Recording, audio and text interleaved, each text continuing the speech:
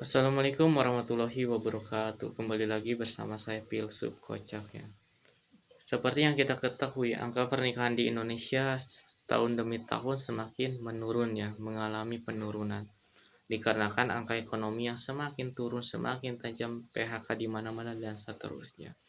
Dan pernahkah kamu berpikir ya, banyak sekali orang-orang yang dimana ya menikah karena tujuannya cinta, ketika ditanya karena ibadah. Namun ketika sebelum menikah orangnya tersebut itu apa istilahnya ya, males ibadah. Ketika menikah pun alhasil males ibadah juga. Karena itu sebelum kita melakukan pernikahan, kita harus mempersiapkan diri untuk mematahkan diri menjadi lebih baik dalam mendekatkan diri kepada Sang Ilahi, kepada Allah. Agar ketika sudah menikah kita sudah tahu bahwa ketika sendiri aja bisa dekat dengan Allah apalagi berdua bisa semakin dekat dengan Allah.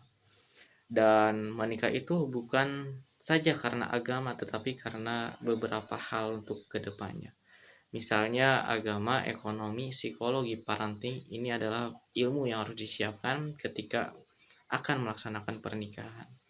Karena pada dasarnya nikah itu adalah ibadah terpanjang ya di antara ibadah lainnya. Dan menikah juga ujiannya sangat berat, terutama ekonomi, apalagi parenting. Banyak yang menikah karena agama saja, karena dirasa ilmu agama sudah cukup.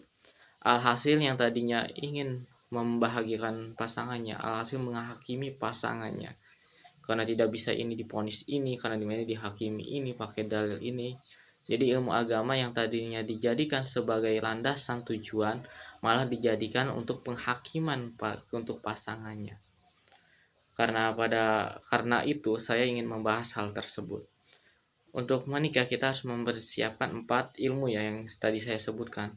Pertama agama. Agama itu sebagai tujuan karena tujuan menikah itu adalah sakinah mawadah warahmah yang berakhiran pada surga. Karena itu jadikanlah menikah itu untuk tujuan sehidup sesurga, jangan sehidup semati. Karena pada dasarnya ketika sehidup semati, ketika seorang pasangan mati, maka orang tersebut tidak mau untuk menemani untuk dikuburkan di alam kubur nanti. Nah, oleh karena itu, jika kita menggunakan penerapan sehidup sesurga, maka kita akan melaksanakan ibadah-ibadah yang bisa dilakukan berdua atau berjamaah. Misalnya sholat sunnah, duha, tahajud, witir, dan lain-lain sebagainya. Ngaji bersama ya, masih ada yang lainnya. Jadi ibadah-ibadah itu dilakukan dengan berjamaah dengan pasangan. Karena itu sehidup sesurga. Kemudian yang kedua adalah psikologi. Nah, untuk psikologi itu kenapa kita harus memahami psikologi untuk menikah agar kita tahu sendiri tahu sendiri perasaan pasangan. Gimana sikap kita, gimana kita memberikan saran tanpa menyakiti hati dia, gimana kita menyayangi dia, mengasihani dia, tanpa membuat hati dia terluka, tanpa membuat hati kita juga ikut terluka.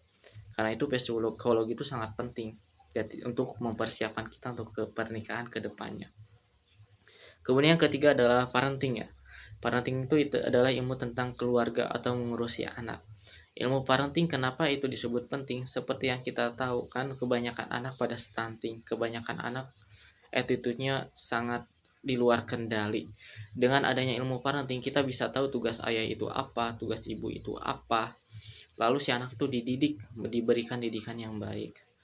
Misalnya jajan ini gini, diajari ini itu, diurusi ini itu, dan sambil membagi tugas siapa tugas yang mengurusi anak, apakah ayah dulu atau ibu dulu. Dimana ibu mengajarkan kasih sayang, sedangkan ayah mengajarkan kemandirian. Dua hal ini adalah sebagai poin penting dalam mendidik anak. Nah, kemudian yang keempat ekonomi ya. Apa ya istilahnya? Ketiga ilmu ini penting tapi ekonomi ini jauh lebih penting. Karena dengan ilmu ekonomi hidup bisa bahagia dan sejahtera. Pasangan bisa beli ini itu tanpa takut kehilangan uang, tanpa takut lihat harga. Dengan menguasai ilmu ekonomi, pernikahan akan semakin panjang dan lancar dan bahagia, aman sentosa ya. Sehingga segala keperluan rumah tangga, baik kebutuhan pasangan, anak, ke renovasi rumah dan sebagainya itu bisa terpenuhi. Namun kalau ekonominya buruk, sedangkan uang tidak ada untuk mengurusi ini itu aja kan nggak mampu. Oleh karena itu apa istilahnya ya ilmu ekonomi ini sangat penting untuk menjaga ekonomi keluarga. Nah, tapi kebanyakan orang yang menikah ya yang penting mah cinta aja lah, udah menikah. Apain sih ngurus ilmu itu, ya enggak sih? Jadi apa ya, kebanyakan yang menikah rata-rata ya karena agama. Ketika saya magang di pengadilan agama, kebanyakan orang bercerai bukan karena agama, bukan karena berbeda agama, tetapi karena apa ayo, tapi karena ekonomi. Dan banyak sekali yang terjadi yaitu cerai gugat ya, yaitu perempuan yang ingin menceraikan suaminya. Karena apa? Karena suaminya malas bekerja, karena ekonomi suaminya kurang, kebutuhan rumah tangga tidak terpenuhi dan sebagainya. Tapi tidak ada satupun yang beralasan karena agama atau karena kenapa kamu menceraikan suamimu? Karena suami saya jarang sholat, nggak ada. Karena suami saya jarang puasa, nggak ada. Nggak ada karena agama, kebanyakan karena ekonomi.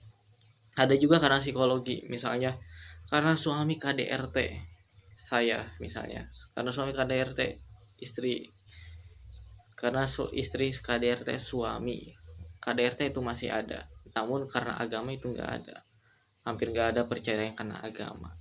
Karena anak nggak ada karena parenting anak, karena itu kan ekonomi dan psikologi itu penting untuk menjaga keharmonisan keluarga. Adapun dalam pernikahan itu ada istilah nafkah. Nah, nafkah sendiri kan sebagian besar oleh keluarga itu tidak tahu ya nafkah itu apa aja. Yang tahu adalah gimana setiap bulan seorang suami itu memberikan uang kepada istrinya, dan itu disebut nafkah. Padahal nafkah itu bukan sesimpel itu. Nafkah itu ada beberapa ya. Yang pertama, nafkah suami yang diberikan istri pertama berupa makanan, baik masakannya, baik uang untuk membeli makanan. Gimana caranya istri dan anak itu terpenuhi kebutuhan perutnya, kebutuhan makanannya. Itu yang pertama. Kemudian yang kedua adalah pakaiannya. Nah, untuk pakaiannya gimana seorang suami itu bisa memberikan pakaian kepada istrinya, kepada anaknya agar kebutuhan terpenuhi dan apa ya istilahnya? Ya, itulah. Kemudian yang ketiga itu adalah pendidikan. Karena seorang istri itu tergantung suaminya, seorang suami tergantung istrinya. Ada yang ingat? Ada yang tahu slogan itu? Nah, dengan pendidikan seorang suami kepada istri itu akan apa istilahnya akan mengarahkan ke jalan yang lebih baik, menuntun ke jalan yang lurus, jalan yang benar. Benar dalam di sini bukan benar dalam agama, tapi benar untuk menjaga keharmonisan supaya tidak terjadi KDRT alias keseruan dalam rumah tangga. Nah, dengan pendidikan sendiri bisa tahu ya ilmu apa saja sih yang belum dimiliki istri, ilmu apa saja sih yang diinginkan anak untuk menarik minat bakat anak. Nah, ini sangat penting. Kemudian yang keempat, kasih sayang ya. Meskipun ketiga ini penting, kasih sayang juga sangat penting agar seorang istri selalu diperhatikan oleh suaminya, seorang anak diperhatikan orang tuanya. Jadi dengan adanya kasih sayang itu bisa membuat hubungan lebih erat, benang merah semakin erat. Dan yang terakhir yang kelima adalah tempat tinggal. Ya, dimana seorang suami harus memberikan tempat tinggal. Kalau belum ada uang nggak masalah, itu kosan, kontrakan, ya, atau ikut dulu sama orang tua sementara. Yang penting ada tempat tinggal. Jangan sampai Anda menikah ya mengajak orang lain susah, di mana seorang perempuan itu sudah senang dengan orang tuanya, ini itu kebeli apa-apa kebeli gini. Namun ketika menikah dengan Anda malah jadi susah, apapun tidak bisa terbeli. Bahkan hidup terasa seperti di neraka, banyak masalah, banyak cobaan terus. Oke. Nah, itu nafkah ya dari suami ke istri. Kalau istri cukup patuh pada suami. Karena pada hakikatnya kan surga istri itu ada di kaki suami. Oke, mungkin cukup sekian yang bisa saya sampaikan. Semoga bermanfaat. Wassalamualaikum warahmatullahi wabarakatuh.